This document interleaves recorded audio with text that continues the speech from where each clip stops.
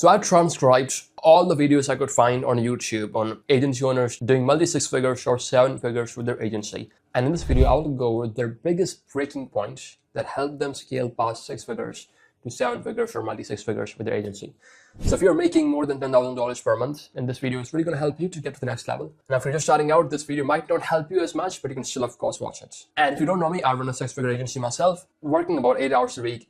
And now I just make these videos with my free time to help you guys do the same. Every single agency owner, according to ChatGPT, after analyzing these transcripts, had the same turning point. So they didn't suddenly just work more harder. They didn't become smarter overnight. So like before they jumped from 6 to 7 figures, their businesses all looked the same. They were doing everything themselves. They were taking random clients. They were offering random services. And really, they were just taking whatever deal came in next with their agency. They felt busy. They felt productive. They felt good. They felt like they were making progress. But every single one of them hit a ceiling at around $20,000 to $40,000 per month. Then the one thing that they all did to break past that ceiling was a magic number, 1. So one niche, one repeatable sales process, one repeatable fulfillment process, one repeatable hiring process, like everything just dialed back to just 1. And within months, their fulfillment became easy. Their clients were getting more results.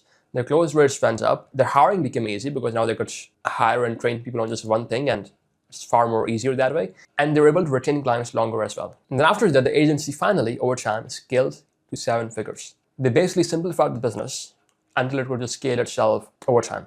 And the same pattern repeated over and over again with every single agency owner and coaches that I analyzed. And this pattern showed up over and over again. Now, the second thing people doing 7 figures did not do was they did not work more harder. They did not got more clients. They did not, post more content. Instead, they became obsessed with SOPs. Now, SOPs are basically standard operating procedures. You can call them step-by-step instructions that you can just give to someone to perform a task, which basically makes everything repeatable and more predictable. And that way, hiring became easy. And then they focused on getting more clients. And getting more clients became easy because they had an SOP on how to get more clients on a consistent basis. And that is exactly what I did with my own agency. And that is exactly what I help other people do with this channel, to help them build an agency or build a coaching business that runs without them. Now, all these 7 figures business owners also stopped selling services. They were not selling Facebook ads or SEO. Instead, they started selling guaranteed outcomes. Doing so, they were able to build a better product, charge more, and close more clients at the same time. And that is exactly what I did with my own agency, where instead of charging thousands upfront, like most agencies do, right, I switched my offer to a pure performance basis. Now, that alone is resulted in us having the best service possible and in keeping happy clients to stay with us for years. But even after you do all of this, there's still one more thing that you need in order to consistently do 7 figures, which is the amount of control that you have over your business. So you want to stop being dependent on anyone or anything to keep running your business. I learned this the hard way. So one of my creative directors that I had left, he was managing all the clients. And then overnight, I went from working a few hours a day, right, to working like 8-10 hours a day. And it took me a couple of weeks to find a new director and to train him, right? But from that point onwards, the one thing that I did to avoid a situation like this forever was I always hired for multiple people for the same role. So now I have 3 creative directors, right? And if one of them leaves ever in the future, I can always give their clients to those other 2 people. And that gives me enough time to, of course, hire another creative director. Now, the next one is subtle, but it's the biggest reason that me personally, and I guess most people doing $10,000, $20,000 per month, right? The reason they keep getting stuck at that level and the reason they can't really grow further. So each person goes through life and they have standards, which are basically things that they can tolerate, right? For example, you have a standard that you brush your teeth every single morning, right? There's something never break. If you're feeling depressed, sad, angry, whatever you're feeling, right? You always brush your teeth. And that is your standards. That is what you accept. And that is what you get, right? So for example, if Elon Musk makes $10,000 per month and the standards that he had set for himself was making billions, then he would feel pretty goddamn uncomfortable with the situation.